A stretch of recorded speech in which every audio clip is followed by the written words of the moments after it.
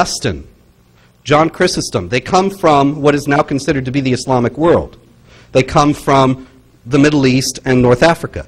These lands were conquered, the Christians were subjugated, they were subjected to such discriminatory practices that the only thing that they could do to gain a decent life, to be able to live a life with some measure of dignity, was to convert to Islam. And then suddenly all this discrimination would cease, the taxes would go away. You know that's a good incentive.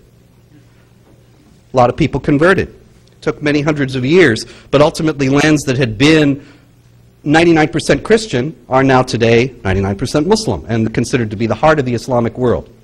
This began in the 630s. By 1095, when the First Crusade was called by Pope Urban, they had conquered a huge expanse of land stretching from Spain all the way across North Africa, up into Eastern Europe, and all the way across to India. And it was all in line with this imperative and this idea, this understanding that the non-Muslims did not enjoy any right to rule or any right to live in peace and harmony as equals with the Muslims. Now, the Crusades then made some attempt, a small attempt for 200 years, between 1095 and 1291, to stop that.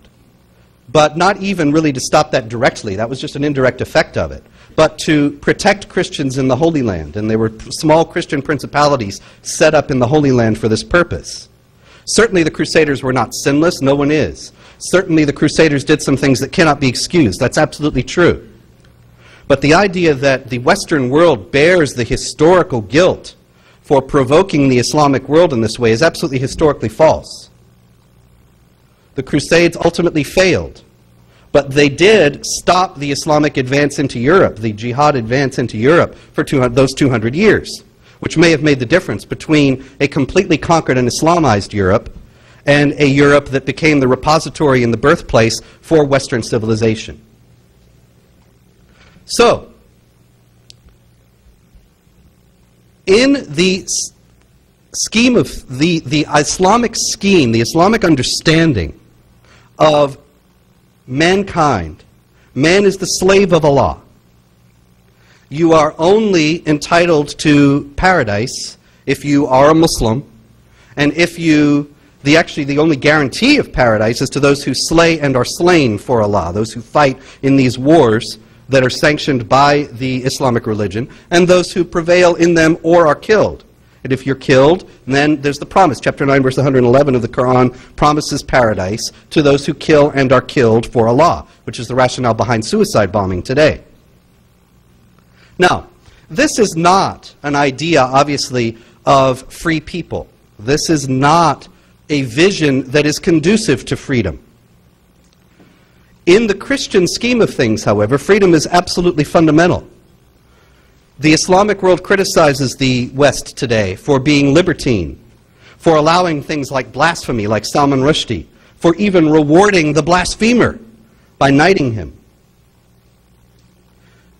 This comes from the idea that is rooted in the Judeo-Christian tradition that you cannot properly love and serve God unless you are free to do so. If you were not free, if you were a slave, if you have to do what he says because you are forced, and if you don't, then you get you are subjugated or condemned to hell or both. On the other hand, you have this Christian idea that you are only properly serving God if you are free not to do so. But if you are free not to do so, you have to be genuinely free not to do so. And that means that some people will be evil. Some people will choose evil. We do not accept the evil. We do not agree with the evil. We do not approve of the evil. But as the Lord Jesus in the New Testament says, you allow the tares to grow with the wheat until the end of the world. They grow together because if you uproot the one, then you risk uprooting the other. Now, this means that freedom is essential. The freedom to be evil is essential to the ability to be good. The freedom to do right, the ability to do right, the ability to choose what is good, absolutely requires the ability to choose what is evil or it's hollow. Now, this is a fundamentally different idea from the idea that you enforce these things through threats and fear and punishment. But this is the idea in Islamic law.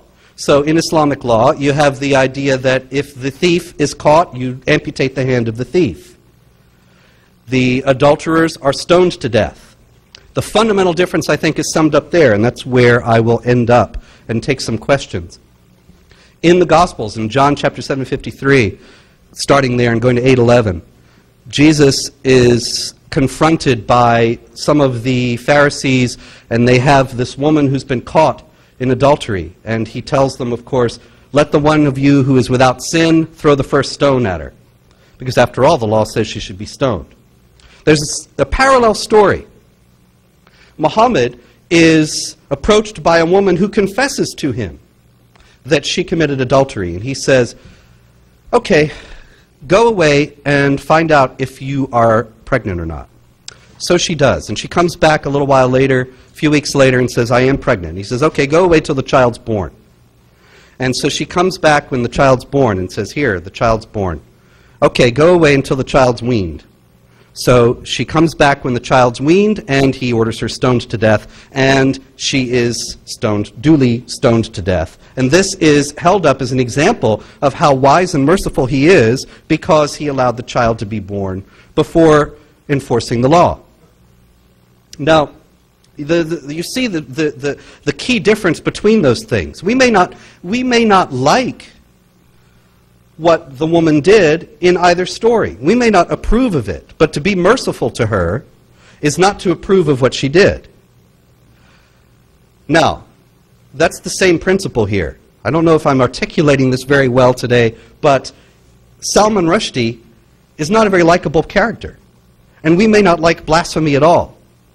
But ultimately, having Salman Rushdies in the world, if not knighting them, is the price to pay for a society in which it is possible to develop genuine virtue and to be genuinely good, rather than to only be submitting to coercion, as is mandated by Islamic law.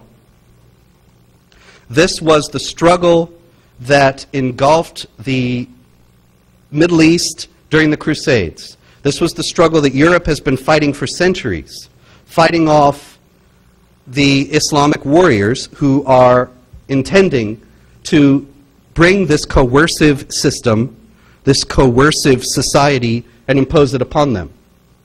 That, of course, is again a challenge in Europe, and it's very likely that we're going to see it play out with increasing bloodshed over the next few decades, since Europe, with incredible short-sightedness, has been allowing Muslim immigration in huge numbers without any kind of screening or questioning or consideration at all of the possibility that the Muslims who are coming into Europe may want to remake society into the image of Islamic society.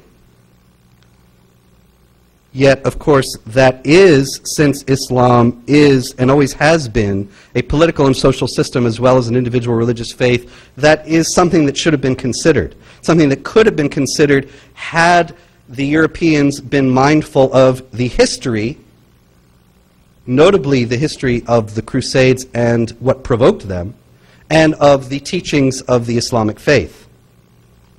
Now, one final word. It is often said that if you speak about the fact that Islamic law is coercive and that it requires the subjugation of non-Muslims and that it teaches warfare against unbelievers, people will often say, well, you can't say that. You must hate them if you say that. And, you know, that's really, I mean, people say this to me all the time, but I still can't get over it. It's the silliest thing I've ever heard. And when people say it to you, you should respond accordingly. That what Islam teaches and what Islam has done is a matter of fact. These things are verifiable. You can read the Quran, and I encourage you to do so, and see